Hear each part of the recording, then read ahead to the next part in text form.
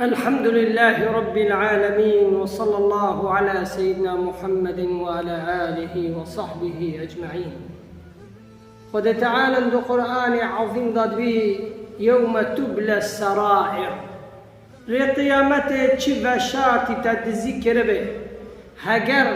گو شر به گو گناه به هگر گو خیر به خود تعالى که درخه عليه الصلاة والسلام اجعل بينك وبين الله خبيئة عملك صالح برا ما بيني تو خود تعالى دا كس نظام غير خود تعالى سر في تشتي يعني قو ملت ترندي كر ملت نظام وترنديد كي ولا لاكي تنگ مبه تشتكي مكر برا وقت نظام ما دام قو هاگر خود تعالى زانيته خود تعالى قلت الناس تقبر خموة نم ملت بي قو ملت زانبو ولا نظام بو تو تنگ مبه برا إنسان قو چه عمل كرسي بخاطري خود تعالى به تبي هارون الرشيد ده عسكر ودا 20,000 إنسان نيبي قيد نكربو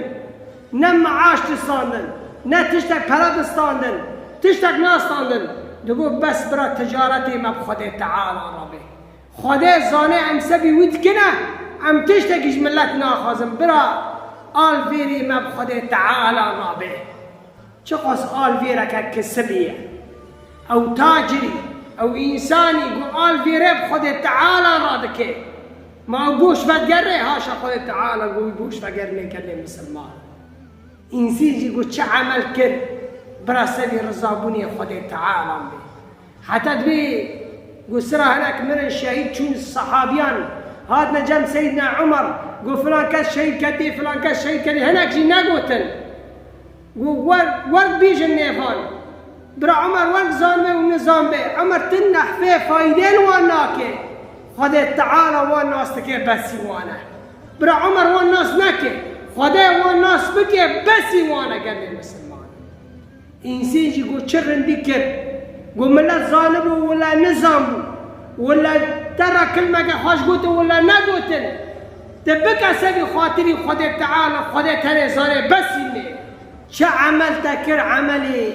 وشارتي ما بيني خو خدا تعالى دا خدا زانبه بسي تكلم مسلمان نقرأ قو ملت ظالمو ولا نظامو تفايدة تناك تزرارة تناك يعني أنبياء خدا تعالى قو فقاس خزمت كري قو خدا سروان بيجي تج عملي وان كين نابه وعم ظالم تفايدة وان ناكي أنه ما تشكر سبي رزابوني خدا تعالى به فخدا تعالى إخلاص بقسمته مكي ما تعمل كر سبي رزابوني خدا تعالى تنبه